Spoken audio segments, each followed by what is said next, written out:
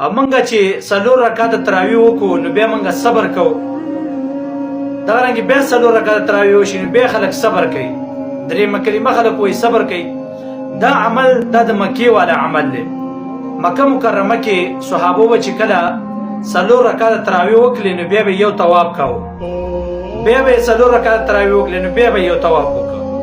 بیا به یې څلور رکعات تراویح وکړي نو بیا به یو طواف وکړو.